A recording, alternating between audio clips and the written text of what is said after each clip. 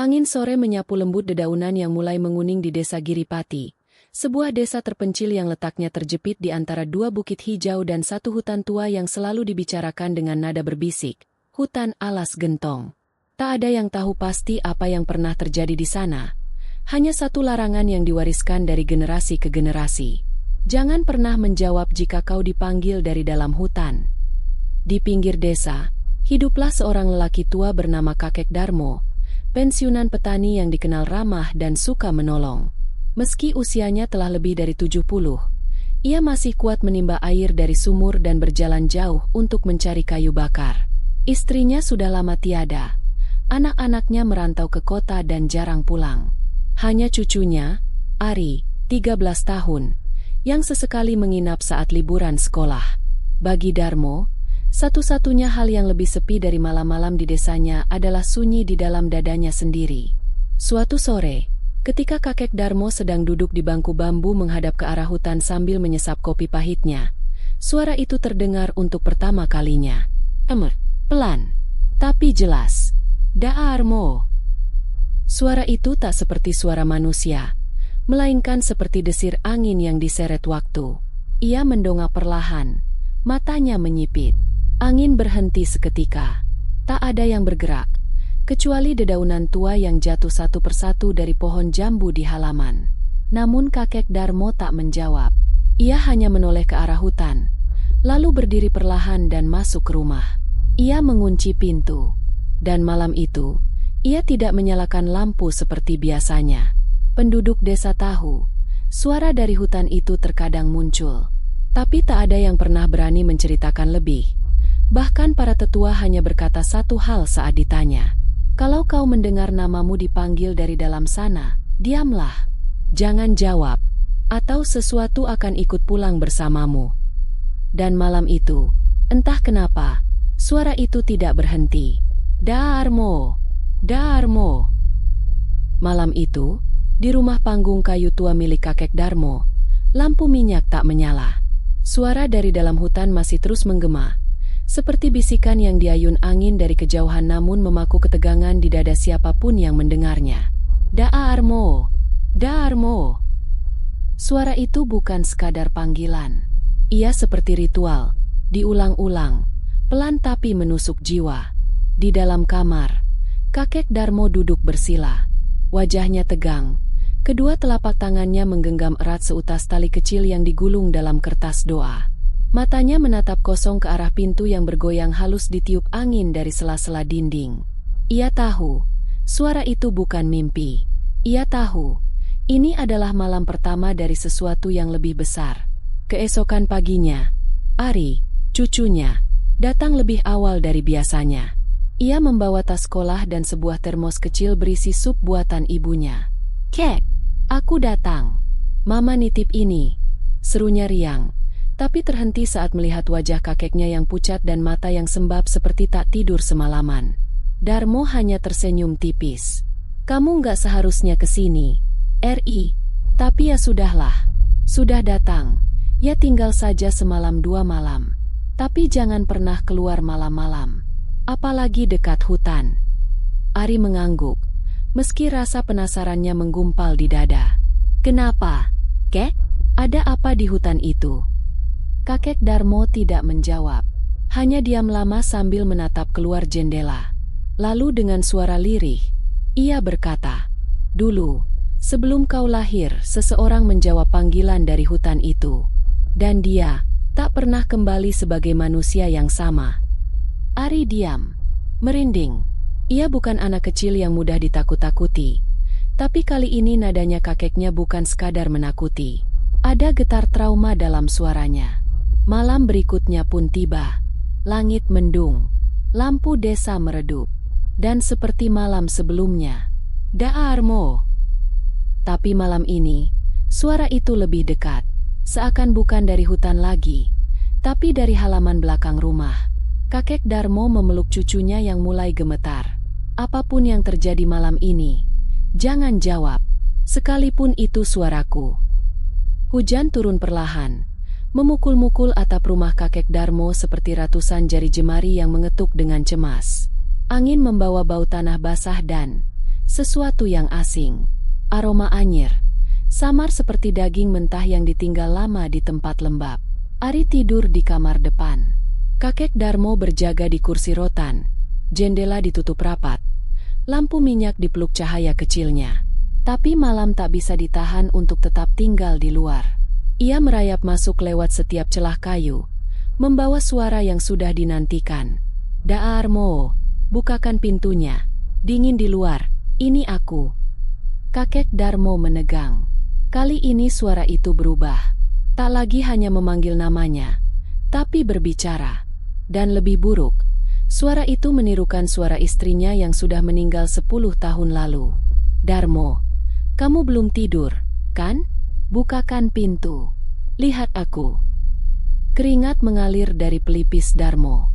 Ia tahu, mereka mulai mencoba masuk. Tiba-tiba terdengar ketukan pelan di pintu depan. Lalu lebih keras. Lalu lebih keras lagi. Tok, tok, tok. Darmo, bukakan. Kau tak rindu padaku. Darmo bangkit, berjalan pelan ke arah pintu. Tangannya gemetar di atas gagang pintu. Matanya merah. Ia tahu ini bukan mimpi.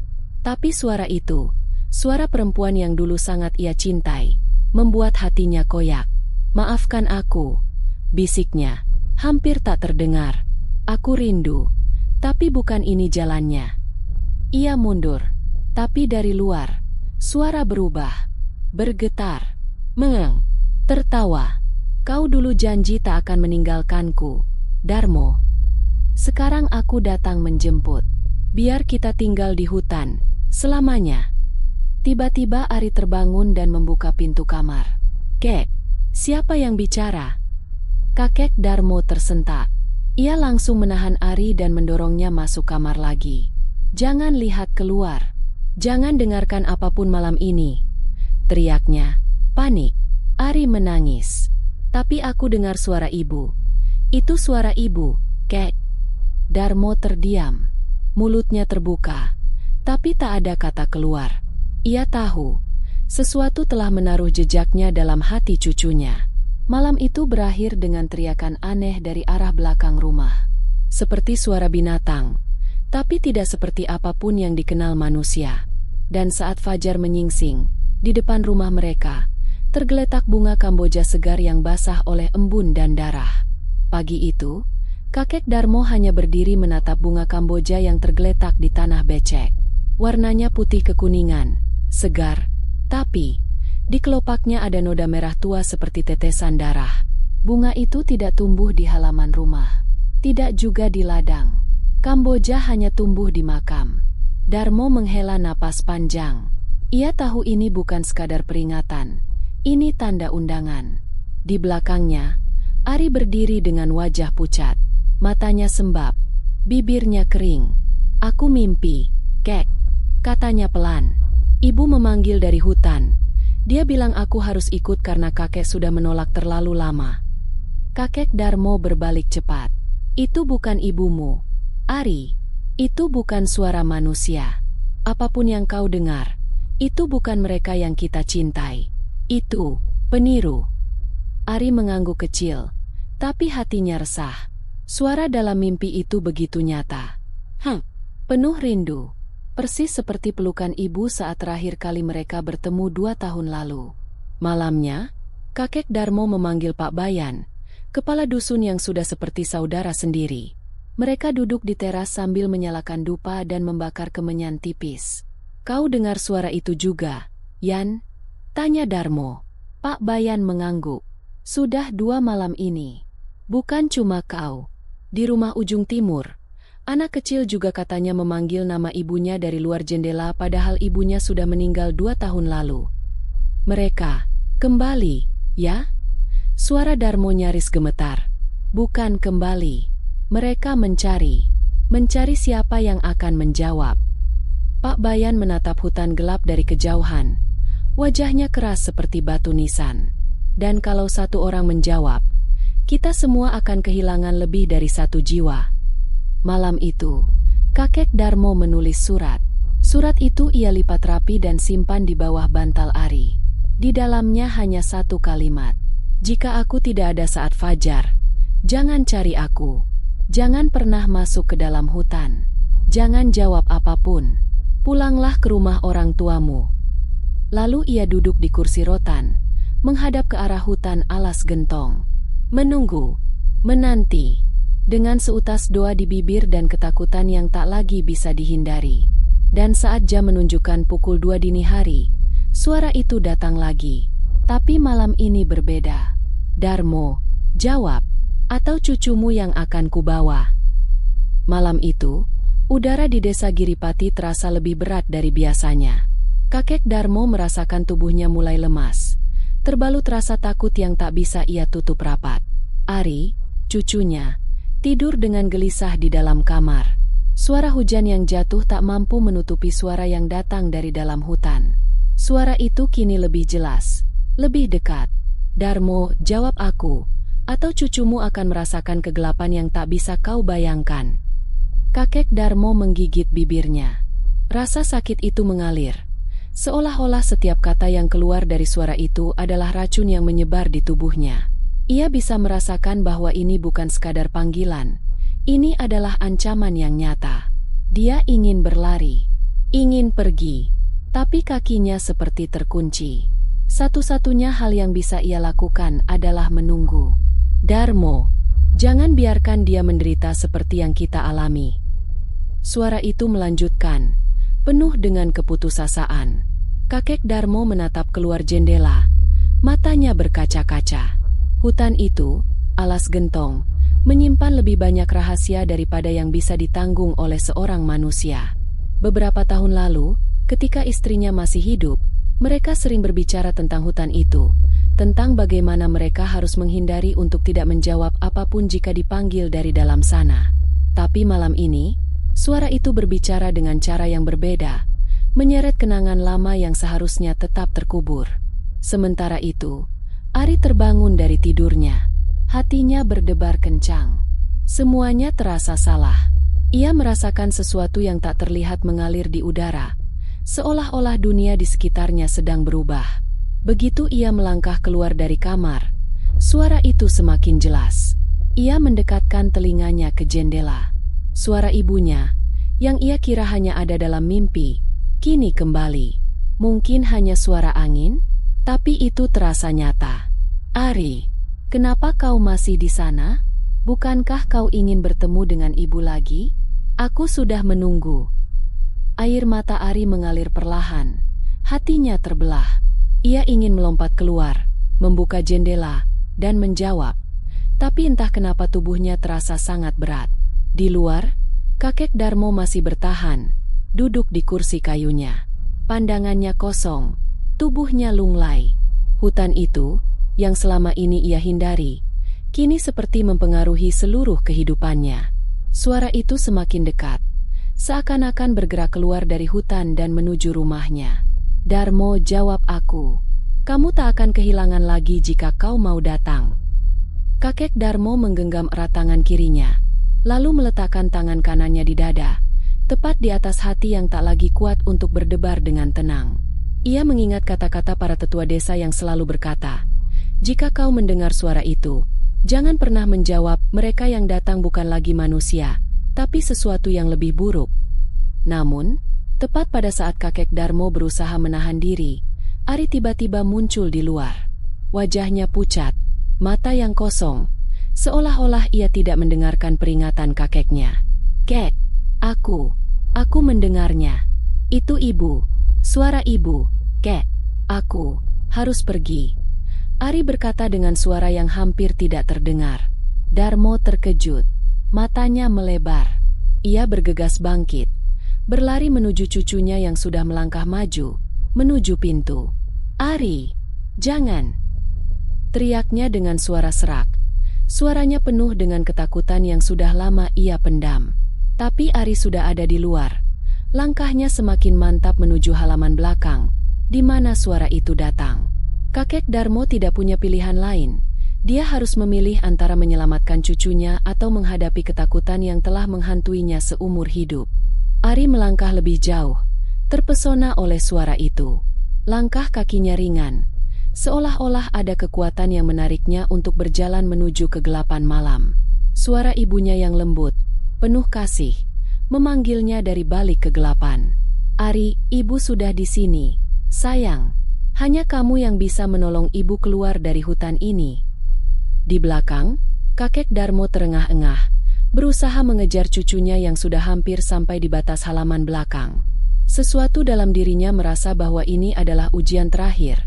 Ujian yang harus dia hadapi setelah bertahun-tahun bersembunyi dari kenyataan.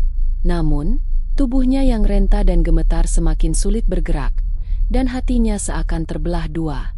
"Ari, jangan dengar itu. Itu bukan ibumu. Itu bukan dia." Suara Darmo pecah, penuh kepanikan. Ari berhenti sejenak, tubuhnya goyah. Ia menoleh, melihat kakeknya yang sudah hampir sampai. Tetapi meskipun ia mendengar suara kakeknya, suara ibunya di dalam hutan terasa lebih kuat, lebih menggoda. "Ari, kau sudah besar sekarang. Ayo ikut ibu, kita tak akan terpisah lagi." Ari kembali melangkah. Kali ini lebih mantap. Kakek Darmo jatuh ke tanah, tubuhnya lemah, namun matanya tetap tajam menatap cucunya. "Ari, jangan jawab, jangan pergi, aku mohon," teriaknya, hampir tak sanggup menahan air mata yang mengalir deras. Ari hanya diam, matanya kosong. Tanpa disadari, ia sudah melewati batas kebun belakang rumah, memasuki jalan setapak menuju hutan yang gelap. Hutan alas gentong, tempat yang selalu dipenuhi cerita-cerita misteri yang tak pernah selesai diceritakan. Di dalam hutan, udara semakin dingin. Suara rintik hujan mulai reda, digantikan dengan keheningan yang berat, penuh dengan ketegangan. Kakek Darmo berdiri perlahan, tubuhnya gemetar. Namun ia tetap berusaha mengejar Ari yang semakin jauh. "Ari, tunggu!" teriak Darmo, suaranya serak dan pecah. Tiba-tiba, suara itu kembali terdengar. Kali ini, suara ibunya terdengar lebih nyata, lebih dekat, hampir bisa disentuh. "Ari, sayang, lihat aku di sini, sudah waktunya kita kembali bersama." Ari menoleh. Di depan matanya, di balik kabut tipis yang membungkus hutan, ada sosok yang berdiri, seorang perempuan dengan rambut panjang terurai, mengenakan gaun putih yang sedikit kotor, tapi wajahnya tampak begitu mirip dengan ibu Ari. Ari terdiam. Matanya mulai kabur, membingungkan antara kenyataan dan mimpi. Namun, kakek Darmo tidak bisa lagi menunggu. Ia berlari, sekuat tenaga, meski tubuhnya hampir tak mampu bergerak. Dalam pikirannya hanya satu hal, Ari harus kembali, sebelum semuanya terlambat. Begitu ia mendekat, Darmo melihat sosok di hadapan cucunya. Itu bukan lagi ibunya. Wajahnya mulai kabur, berubah menjadi senyum lebar yang aneh, penuh dengan taring yang tajam. "Ari, kau terlalu lama menunggu untuk datang kepadaku." Suara itu bergema, namun kali ini tidak lagi penuh kasih. Ada kekosongan, seperti suara yang dipenuhi oleh kegelapan yang mengerikan. Ari terkejut, mundur selangkah. Wajahnya yang penuh harapan seketika berubah menjadi ketakutan. Ia memalingkan wajahnya kepada kakek Darmo, yang kini sudah berdiri hanya beberapa langkah darinya. "Kakek, itu bukan ibu!" Ari berteriak, suaranya pecah. Darmo melangkah cepat, menggenggam tangan cucunya erat. "Iya, Ri, itu bukan dia. Itu bukan ibumu. Mereka yang datang bukan manusia lagi." Namun, suara itu semakin keras, semakin mengguncang alam sekitar. Tanah di bawah mereka bergetar. Pohon-pohon menunduk seperti tak mampu menahan kekuatan yang datang dari dalam hutan. "Kalian tidak bisa lari. Kalian adalah bagian dari kami sekarang." Dengan suara yang mengerikan, sosok itu melangkah maju, tetapi kakek Darmo, dengan sekuat tenaga yang tersisa, menarik Ari ke belakangnya, dan mereka berdua berlari secepat mungkin, jauh dari sosok mengerikan itu. Kakek Darmo menarik Ari dengan sekuat tenaga. Keringat dingin bercucuran dari wajahnya yang sudah keriput. Tanah di bawah mereka terasa lunak, seolah-olah hutan itu sedang menghisap langkah mereka. Keheningan malam tiba-tiba pecah dengan suara gemuruh yang datang dari dalam hutan. Seperti suara gempa kecil, namun jauh lebih mengerikan, sebuah tanda bahwa mereka sedang diburu. Di belakang mereka, suara itu semakin mendekat, semakin nyata. Tak hanya suara, tetapi juga sesuatu yang terlihat seperti bayangan bergerak cepat di antara pohon-pohon besar. Setiap langkah yang mereka ambil semakin terasa berat, semakin terasa seolah-olah kaki mereka tertanam dalam lumpur yang semakin dalam. Kalian tak bisa lari. Darmo, Ari, kalian milik kami sekarang. Darmo menoleh sebentar.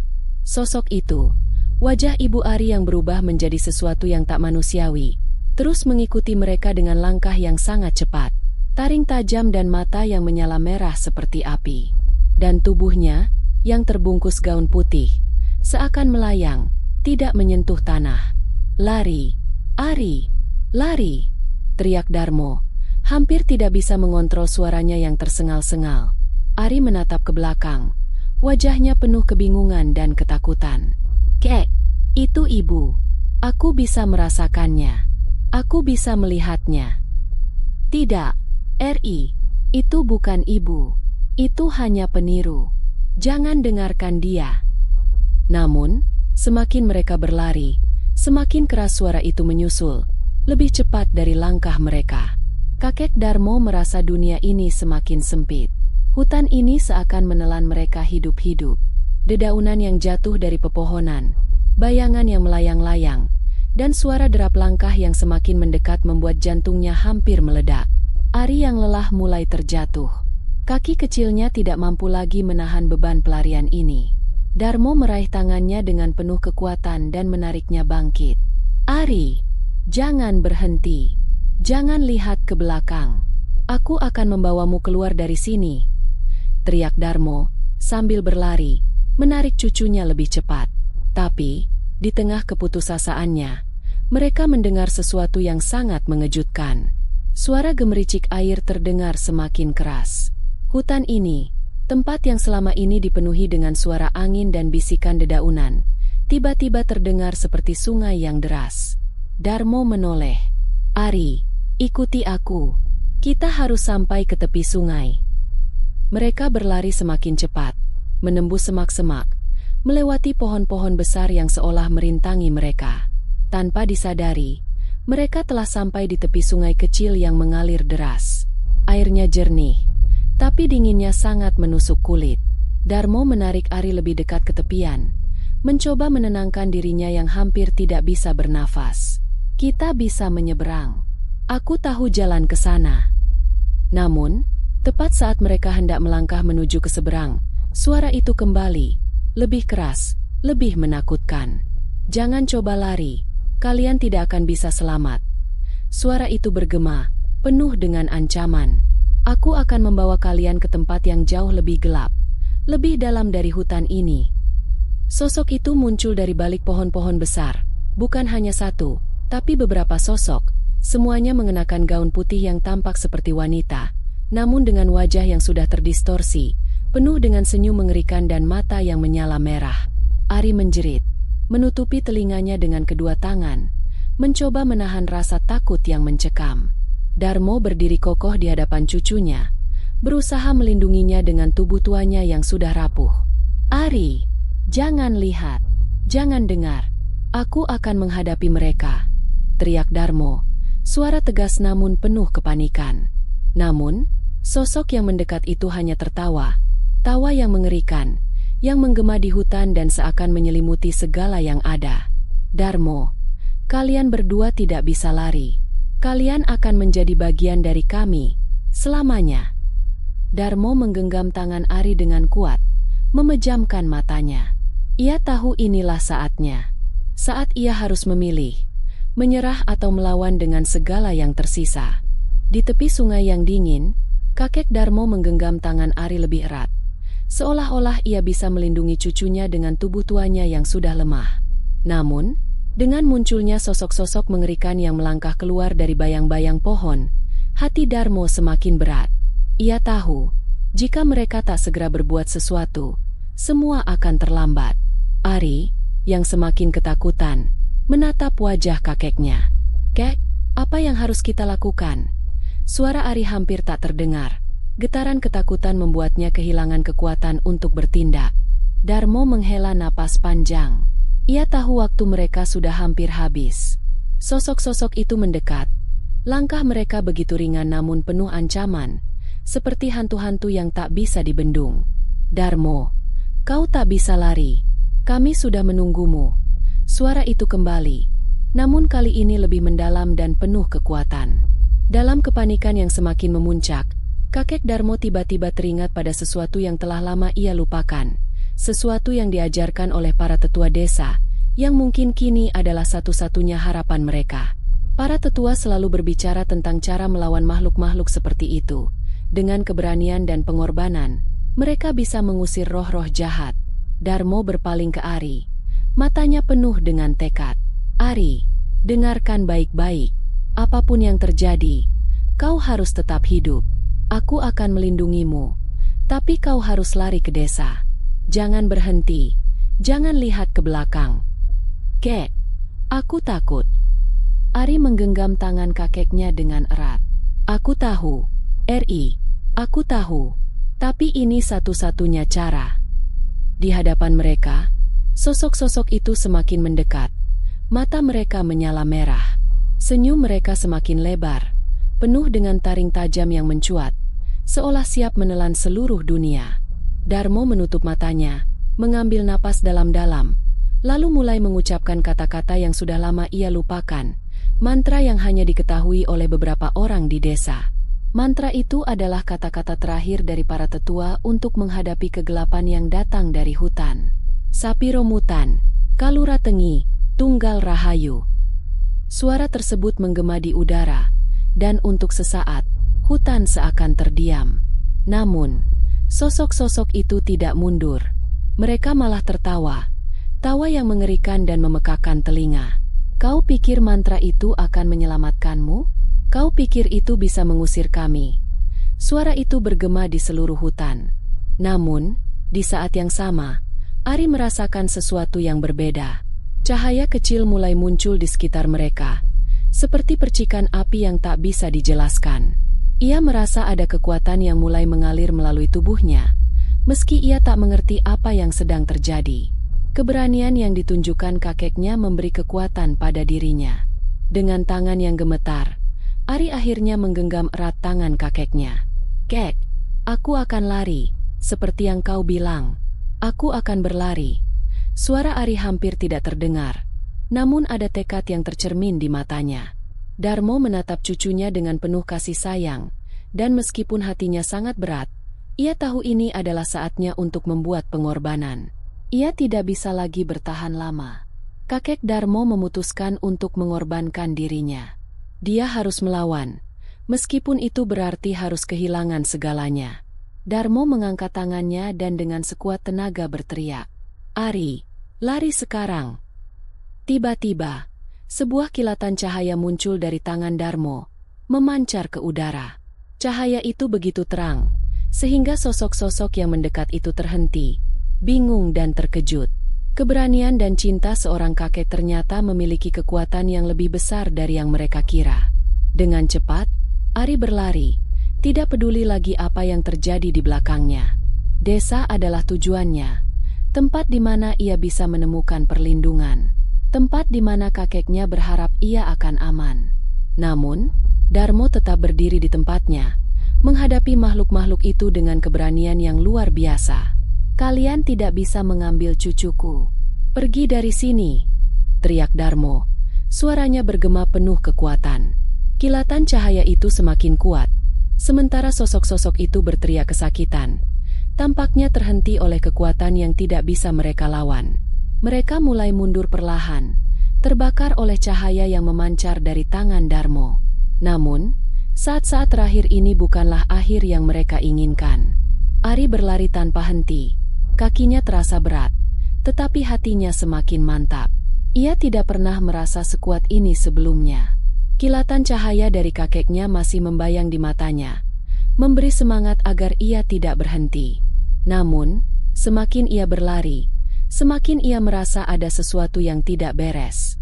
Suara gemuruh yang datang dari dalam hutan, yang tadinya menakutkan, sekarang mulai reda. Hutan itu yang sebelumnya penuh dengan suara makhluk-makhluk jahat kini terasa lebih tenang, lebih seperti alam yang kembali bernafas. Di depan Ari, desa sudah tampak, rumah-rumah kecil dengan lampu-lampu yang berkedip hangat di kejauhan. Hatinya berdebar kencang, berharap ia bisa mencapai tempat itu dengan selamat. Namun, ia tahu bahwa pertempuran belum selesai. Kakeknya masih ada di sana, bertarung untuk kehidupan mereka berdua. Sampai di ujung desa, Ari jatuh terduduk. Napasnya tersengal-sengal, namun ia bisa merasakan kehangatan di sekelilingnya. Desa ini adalah tempat yang aman, tempat yang penuh dengan kenangan masa kecil yang indah. Namun, meskipun desanya sudah terlihat dekat, hatinya tetap tidak tenang.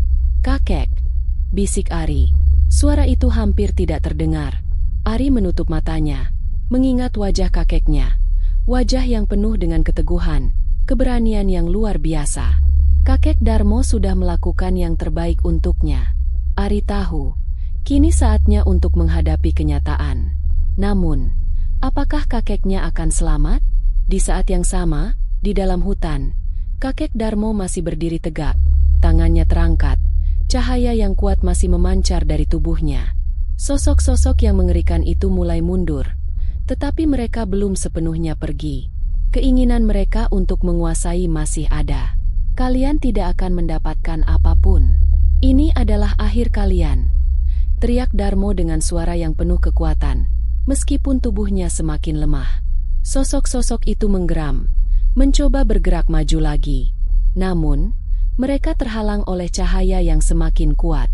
Darmo terus mengucapkan mantra yang sama. Setiap kata penuh dengan keberanian yang mengalir dari hatinya yang penuh cinta pada cucunya. Tiba-tiba, sesuatu yang aneh terjadi. Cahaya itu mulai mengalir ke tanah, membentuk pola yang rumit, seperti lingkaran perlindungan yang mengelilingi kakek Darmo. Sosok-sosok itu berteriak, tak bisa bergerak lagi. Tubuh mereka mulai terhenti seiring dengan pola cahaya yang semakin besar. "Kakek, ini..." Kata-kata Ari terbata-bata saat ia berdiri di tepi desa, mendengar suara-suara yang mengerikan dari hutan.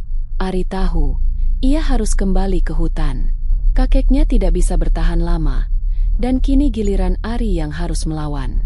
Meskipun masih ketakutan, ia tahu ini adalah saatnya untuk melakukan apa yang pernah diajarkan kakeknya, keberanian dan kepercayaan pada diri sendiri. Kilatan kembang api keputusan besar. Ari mulai berlari lagi. Kali ini menuju hutan dengan tekad yang lebih kuat. Tidak ada lagi keraguan di hatinya. Ia harus menolong kakeknya, meskipun itu berarti menghadapi kegelapan yang paling menakutkan. Sosok-sosok itu mulai kembali mendekat, semakin kuat. Tetapi kali ini Ari berdiri tegak di hadapan mereka. Ia menatap mereka dengan keberanian yang tiba-tiba muncul. Keberanian yang berasal dari pengorbanan dan cinta yang diberikan oleh kakeknya. "Kakek, aku datang," teriak Ari. Suaranya bergema di seluruh hutan. Cahaya yang dipancarkan oleh kakeknya tiba-tiba berkobar lebih terang begitu Ari memanggilnya. Kakek Darmo, yang hampir tak lagi mampu berdiri, merasakan kekuatan luar biasa mengalir ke tubuhnya. Ari datang untuk menyelamatkannya, untuk menyelesaikan pengorbanan mereka berdua. Dengan langkah pasti, Ari maju ke hadapan sosok-sosok itu. Setiap langkahnya terasa lebih kuat, lebih mantap. Ia tahu ini adalah saat yang tepat. Ini adalah akhir dari semua penderitaan. Ari berdiri di tengah hutan yang gelap, tanpa rasa takut. Mata yang sebelumnya penuh ketakutan kini dipenuhi tekad dan keberanian. Cahaya yang memancar dari tubuh kakek Darmo semakin terang, menyinari seluruh area di sekitarnya. Sosok-sosok itu yang tadinya mengerikan kini terlihat semakin lemah, tak mampu bertahan melawan kekuatan yang berasal dari keberanian Ari dan kakeknya. Kakek Darmo, yang hampir tak bisa berdiri, perlahan mendekat. Keajaiban dari pengorbanan dan cinta mereka berdua seakan menciptakan kekuatan yang tak terhingga. "Ari," suara Darmo lemah, tetapi penuh dengan rasa bangga. "Kau telah melakukan apa yang aku harapkan. Kau telah menunjukkan keberanian yang tidak pernah aku bayangkan bisa ada di dalam dirimu." Ari menatap kakeknya dengan mata penuh air mata. Wajahnya memancarkan kebanggaan dan rasa cinta yang mendalam. "Kakek, kita bisa mengalahkan mereka. Kita bisa selamat.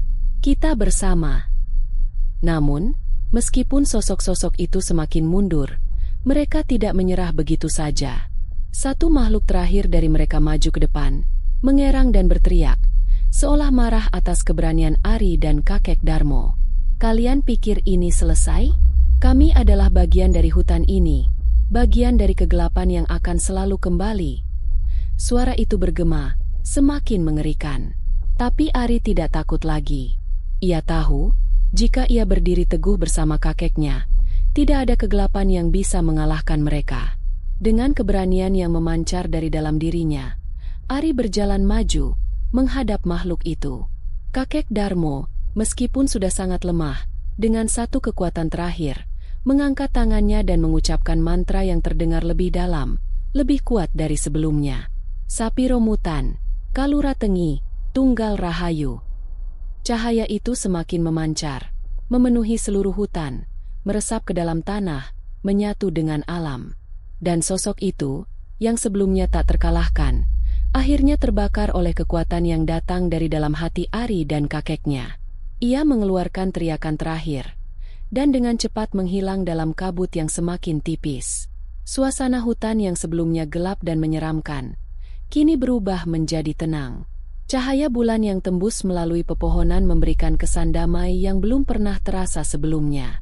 Kegelapan itu telah hilang. Ari berlari ke arah kakeknya, yang kini sudah terjatuh, kelelahan. "Kakek, kakek," Ari memanggil. Suara cemasnya menggema di malam yang hening. Darmo tersenyum lemah, meskipun napasnya masih terengah-engah. "Ari, kau sudah menjadi orang yang lebih kuat, lebih dari yang aku harapkan." "Kakek," Ari terisak, merasakan betapa banyak yang telah kakeknya korbankan. Namun, keajaiban datang. Tanpa mereka duga, alam mulai bersuara dengan lembut, dan semacam kekuatan misterius mengalir ke tubuh kakek Darmo. Sebuah keajaiban terjadi, yang mengembalikan vitalitasnya sedikit demi sedikit. "Jangan khawatir, Ari, aku akan baik-baik saja. Karena kita telah mengalahkan mereka," Darmo berkata dengan suara lebih tegas, meskipun tubuhnya masih sangat lemah. Ari memeluk kakeknya dengan penuh rasa syukur, dan untuk pertama kalinya dalam waktu yang lama, hutan yang menakutkan itu terasa damai. Mereka berdua selamat, dan kegelapan yang selama ini menghantui desa itu akhirnya bisa dikalahkan. Pagi mulai menyingsing, dan mereka berdua kembali ke desa, menyusuri jalan setapak yang penuh kenangan indah. Ari tahu, hidup mereka tidak akan pernah sama lagi, tetapi ia juga tahu satu hal yang pasti, bahwa keberanian dan cinta adalah kekuatan terbesar yang bisa mengalahkan kegelapan apapun.